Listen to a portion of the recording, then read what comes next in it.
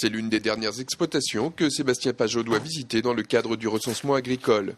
Le jeune enquêteur référent a rendez-vous cette fois avec Evelyne Frémy, exploitante à Sainte-Cécile, qui fait essentiellement de la production caprine. Elle a aussi quelques chevaux.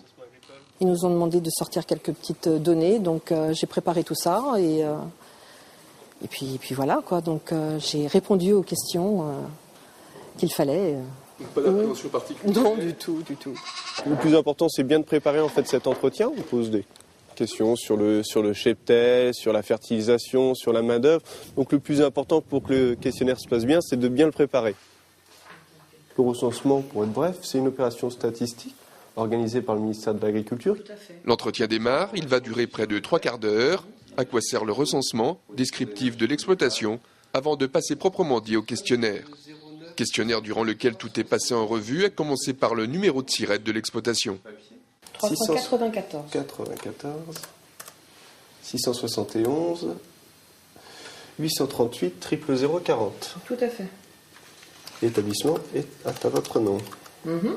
Toutes les exploitations sont enquêtées, y compris les plus petites, que l'agriculture soit leur occupation principale ou secondaire. Prenons l'exemple, même un ancien agriculteur qui aurait conservé plus de 20 arts de vigne va être enquêté. Comme une société qui serait une GAEC avec 3 associés qui aurait 180 têtes de bétail. Il est aussi enquêté au même titre qu'un viticulteur. C'était la première fois qu'Evelyne Frémy était enquêtée au titre du recensement agricole et elle avoue ne pas savoir encore très bien ce qu'elle pourra en retirer par la suite. Je suis exploitante depuis 1 an, donc c'est vrai que je vois ça... c'est tout jeune, hein, donc je vais voir justement avec ce recensement éventuellement ce qu'ils peuvent m'apporter. Le recensement agricole doit s'achever fin février. Tous les questionnaires sont ensuite acheminés auprès des différentes directions régionales de l'agriculture et de la forêt afin d'être analysés dans le détail. Sébastien Pajot aura lui visité quelques 250 exploitations sur son secteur. Un vrai marathon étalé sur plusieurs semaines, mais au final une belle expérience pour ce jeune homme de 22 ans. Déjà titulaire d'un BTS agricole.